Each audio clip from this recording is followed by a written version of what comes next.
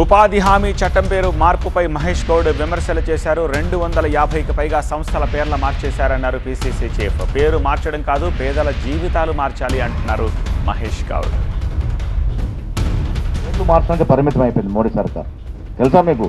దాదాపు 250-300 సంస్థల పేర్లు మార్చినారు. మహాత్మా గాంధీ యొక్క పేరును మన్రేగం తీసేశారు. ఎంత అన్యాయం ఇది! పేర్లు మారిస్తే ఏమైందండి? మీ జీవితంలో ఏమైనా బాగుపడుతుందా? నేను పేరు మార్పు మాట్లాడే వారికి ఇతో చెప్తా ఉన్నాను. పేరు మార్చుడు కాదు నాయన, మా జీవితాలు మార్చండి. బీదోళ్ళ జీవితాలు మార్చండి. మీ బీదోళ్ళ జీవితాల యొక్క ప్రమాణికాలు పెంచండి. ఆ దశగా ఆలోచన లేదు. ఏమవుతుంది పేరు మారుస్తే? భూమి పెడుతుందా పేరు మారుతుంది? ఏమవుతుందండి? పేరు మార్పు లక్ష్యం ఏముంటుంది? నేను మీ ద్వారా అరవింద్ గారు కోరుతా ఉన్నాను. మీరు రెండవసారి కదా ఎంపీ, రెండవ మారు ఎంపీ అయినారు. 7 ఏళ్ళు అయింది. 7 ఏళ్ళ నుంచి మీరు నిజామాబాద్ తీసుకొచ్చిన పరిశ్రమ ఉంటే చెప్పండి.